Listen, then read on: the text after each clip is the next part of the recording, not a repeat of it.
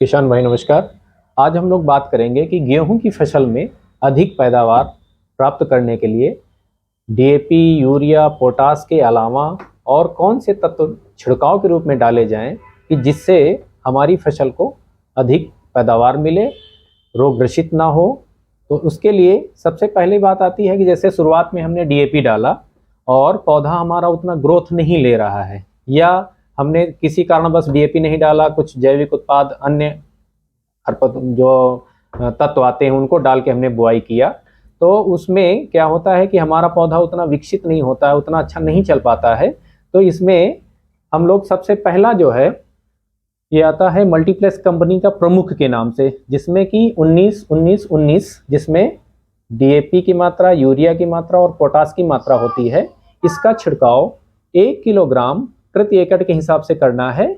ये हम जैसे पहली सिंचाई या दूसरी सिंचाई बाद करें, जैसे पहली सिंचाई बाद तब करेंगे जब हमने डीएपी नहीं डाली है। अगर हमने शुरुआती दौर पे डीएपी डाली है तो हमें ये क्या दूसरी सिंचाई बाद जो है इसका छिड़काव करना है, और इसकी 1 किलोग्राम मात्रा के साथ में 500 ग्राम इंडोफिल M45 या किसी कंपनी का M45 500 ग्राम लेना है।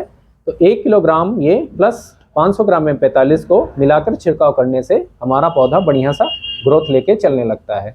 दूसरा, जैसे हमारा ये है अभिमन्यु कंपनी का 05234।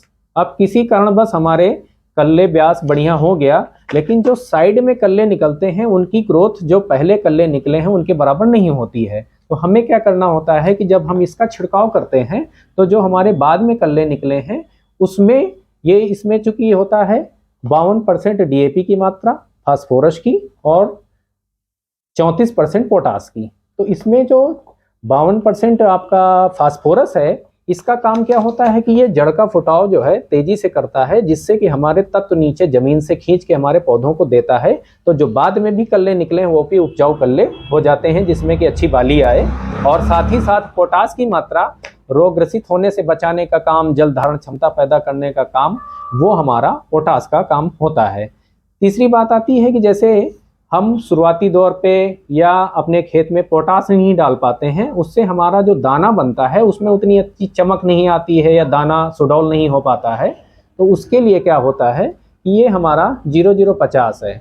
बाली आने की अवस्था में या बाली 1-2% आ रही है उस समय इसको 0050, ये जो कि वनली के नाम से मल्टीप्लेक्स कंपनी का आता है, इसकी 1 किलोग्राम मात्रा के साथ में 20 ग्राम प्रति टंकी, यानी जो 15 लीटर की टंकी आती है उस हिसाब से बोरान साथ में मिला के डाल दिया जाए। तो इससे क्या होगा कि इससे पोटास की पूर्ति हो जाएगी, साथ ही साथ जो बोरान पड़ता है तो उससे हमारा फूल अच्छी मात्रा में आता है। तो ऐसे छिड़काव वाले जो उर्वरक हैं जो कि ये पानी में पूर्णतया घुलनशील होते हैं, इन घुलनशील उर्वरकों का प्रयोग करके हमारे किसान भाई कम लागत में अच्छी पैदावार प्राप्त कर सकते हैं। धन्यवाद।